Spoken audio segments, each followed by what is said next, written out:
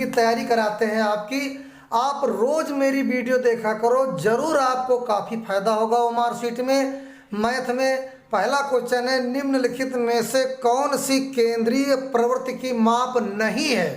पहला देखिए माध्य, दूसरा बहुलक, तीसरा माध्यिका और डी में मानक विचलन। टाइमिंग आपकी शुरू।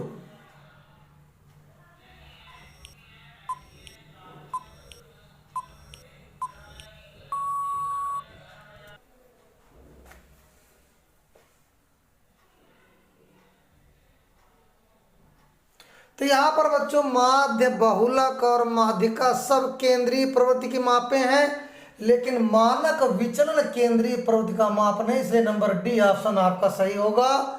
आगे चलते हैं। बहुत सोच समझ क्वेश्चन रख रहा हूं। 1 से 15 तक की सम संख्याओं का समांतर माध्य होगा। ऑप्शन देखिए 6, 8, 10, 12। टाइमिंग आपकी शुरू।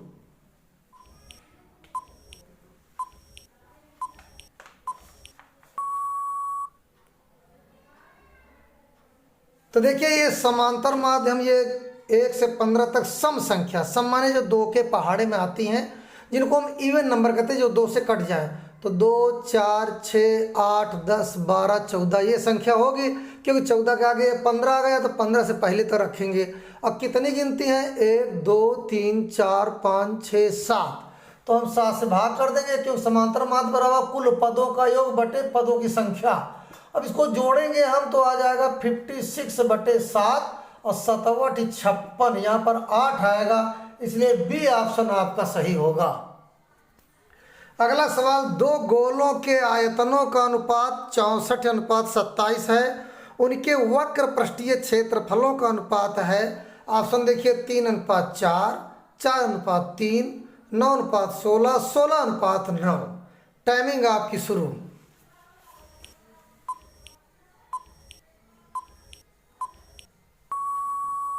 तो देखिए आयतनों, तो देखिए गोलों के आयतनों में अनुपात बराबर 64:27। और जैसे मान लिया ये गोला है, इसका R1 मान लीजिए त्रिज्या, ये दूसरा गोला है ये R2 मान लीजिए। और गोले का आयतन का फार्मूला होता है 4πr1³ इसका हो गया, और इसका हो जाएगा 4πr2 कर दो, यहाँ 3/3 कर दीजिए। अब इसको हम ऊपर लिखेंगे तो 4πr1³ 3 अब इसको कर दीजिए 4πr2³ और /3, और बराबर में क्या हो जाएगा, ये 64 है और ये आपका 27 हो जाएगा। तो भैया 4π/3, 4π/3 कट जाएगा। तो हमारा यहाँ क्या R1³, तो यहाँ लिखो R1³ बराबर, अब ये 64 का होगा तो 4 चौक 16, चौक को 64, ये 4³ हो जाएगा बटे R2³ और यहाँ पर आप बराबर कर दीजिए, तो यहाँ 3 त्रिकोण 9 त्रिक 27, 3³ हो जाएगा। तो ये हमारा क्यूब कट गया, ये क्यूब कट गया, तो यहाँ पर आ जाएगा आपका R1/R2 बराबर 4/3। ये हमारी त्रिज्याएं निकल आई। तो अब तुम्हारे गोले के त्रिज्याओं में अनुपात 4:3 निकल आया। अब हम वक्र पृष्ठीय क्षेत्रफलों का अनुपात निकालेंगे। तो गोलों के वक्र पृष्ठीय क्षेत्रफलों में अनुपात का सूत्र होता है 4π और R1 लग लो R1² और बटे 4πr2²। अब बराबर, अब देखो 4π कट गया, तो यहाँ क्या बचेगा R1² बटे R2²। तो R1 तुम्हारा क्या निकला 4, तो 4² और बटे क्या हो जाएगा 3²।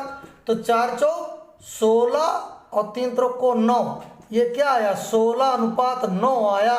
तो भैया ये डी ऑप्शन आपका सही होगा, ये डी ऑप्शन आपका सही होगा। इस तरह से सवाल लगाइए। एक किनारे पर नुकीली बनाई गई एक बेलनाकार पेंसिल निम्नलिखित का संयोजन है। एक शंकु और एक बेलन, शंकु का छिन्नक और एक बेलन, है ना, एक अर्धगोला और एक बेलन, 2 बेलन। अब इसमें से कौन सही है? टाइमिंग आपकी शुरू, सोच करके बताइए, फिर हम बताते हैं।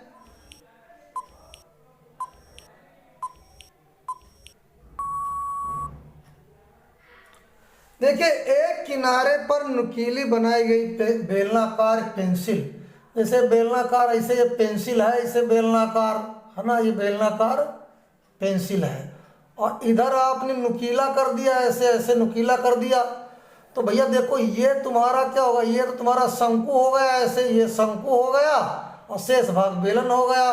तो एक शंकु और एक बेलन, यही ऑप्शन आपका सही होगा। बहुत ही समझ के सवाल लगाइए।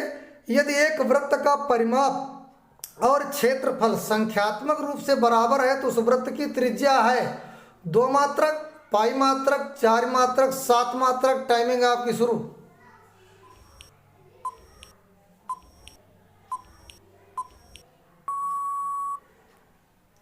तो यहाँ ये कह रहा है कि एक वृत्त का परिमाप, जैसे मान लीजिए ये कोई वृत्त है, इसका ये इसकी जो परिधि है इसको परिमाप कहते हैं, ये और इसका जो रेडियस है, इसका क्षेत्रफल दोनों बराबर हैं, तो उस वृत्त की त्रिज्या क्या होगी, त्रिज्या इसको बताना। इसका परिमाप और इसका एरिया बराबर है तो इसकी त्रिज्या क्या होगी, यही इसको आपको बताना है। जैसे मान लीजिए वृत्त है, एक की त्रिज्या का r है, तो भैया वृत्त का परिमाप का फार्मूला होता है वृत्त का परिमाप बराबर 2 पाई r, और वृत्त का क्षेत्रफल है पाई r स्क्वायर, तो दोनों ये बराबर है, कह रहे ना बराबर है, यानी परिमाप और क्षेत्रफल बराबर है तो त्रिज्या कितनी होगी, तो इसको बराबर कर लेते हैं। तो 2 पाई r बराबर पाई r स्क्वायर, तो देखो पाई से पाई कटेगा और यहाँ पर 2r और बराबर r गुणे r स्क्वायर है ना, तो एक r और कट गया, तो यहाँ पर 2 बराबर r कितना 2 आया, तो यहाँ पर ये आपका पहला ऑप्शन सही होगा, 2 मात्रक आएगा। 1 + tan स्क्वायर ए बटे 1 + cot स्क्वायर ए बराबर है sec स्क्वायर ए -1 cot स्क्वायर ए tan स्क्वायर ए। टाइमिंग आपकी शुरू।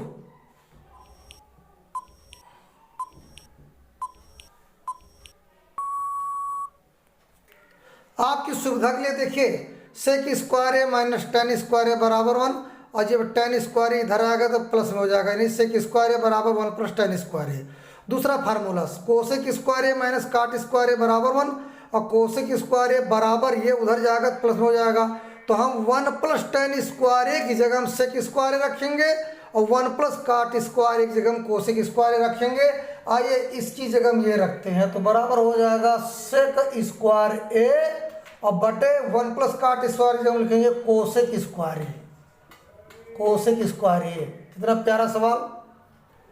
फिर इसके बाद सेक स्क्वायर ए बराबर होता है 1 बटे कास स्क्वायर ए, और इसका कोसेक स्क्वायर बराबर होता है 1 बटे साइन स्क्वायर ए।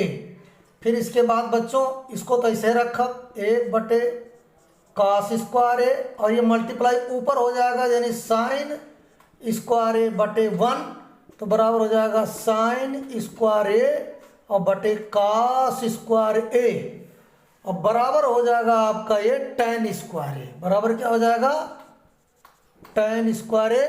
तो tan स्क्वायर ए हमारा कहाँ आ रहा, हमारा tan स्क्वायर ए डी आ रहा है, इसलिए डी ऑप्शन सही होगा। आगे चलते हैं, ये एनसीईआरटी क्वेश्चन है, बहुत बढ़िया।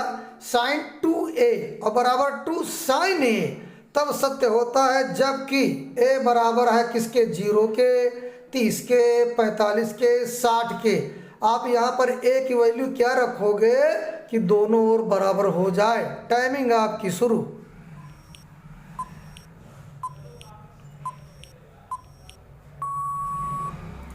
तो देखिए पहले a बराबर हम 0 रखते हैं, a बराबर 0 रखने पर आइए a बराबर 0 रखते हैं, तो यहाँ क्या है साइन 2a, ये साइन 2a है ना, तो यहाँ हो जाएगा साइन 2 गुणे 0। तो अब भाई 2 का 0 होगा तो साइन 0 होगा, तो साइन 0 का मान क्या होता है 0। फिर इसके बाद 2 साइन a तो बराबर 2 साइन 0, और साइन 0 का मान तो 0 होता है, तो यहाँ 2 गुणे 0 बराबर 0, इसलिए एक मान जब 0 रखा जाएगा तो दोनों बराबर होंगे, इस नंबर ए ऑप्शन सही होगा। अगला सवाल देखिए, बिंदुओं 5, 0 और -12, 0 के बीच की दूरी है 5, 7, 13, 17। टाइमिंग आपकी शुरू।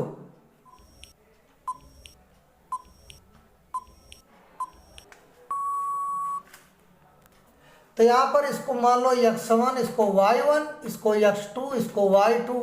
अब डी का फार्मूला क्या होता है, रूट में x2 माइनस x1 का whole square 2 plus y2 minus y1 का होल स्क्वायर 2 लगा लीजिए इसको ऐसे। देखो क्या आता है, x2 तुम्हारा -12, भैया -12 रख दो, और x1 क्या है 5, तो यहाँ -5 रख दो, स्क्वायर कर दो, और प्लस y2 तुम्हारा 0 और y1 भी 0 थे, तो 0 वाला कैंसिल हो जाएगा। आपको इसी को हल करना है, तो यहाँ पर आपका आ जाएगा d बराबर -17 का स्क्वायर, ठीक है ना। तो d बराबर रूट 289 और 17 आएगा, इसलिए डी ऑप्शन सही होगा।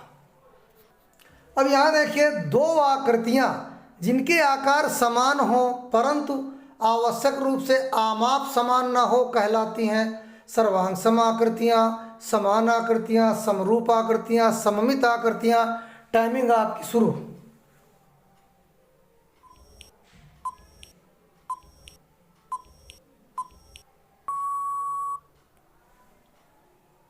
देखिए यहाँ पर दो त्रिभुज बने हैं, इनके आकार एक ही हैं लेकिन इनकी माप अलग अलग, ये बड़ा है ये छोटा, लेकिन आकार एक ही है।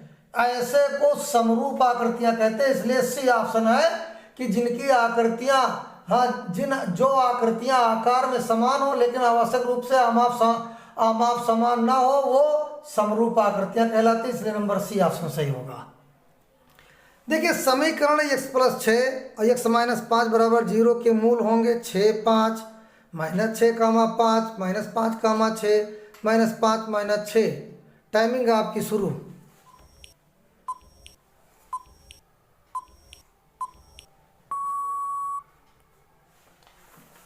देखिए यहाँ पर x + 6 और ये बराबर 0, तो यहाँ पर x बराबर -6, फिर इसका लेते हैं। x - 5 बराबर 0, तो x बराबर 5, तो क्या होगा यहाँ -6 और 5 कौन है, यानी बी ऑप्शन आपका सही है, बी वाला। देखिए यदि 65 और 117 के या CF को 65m - 117 के रूप में व्यक्त किया जाए तो m का मान होगा 4, 2, 1, 3। टाइमिंग आपकी शुरू।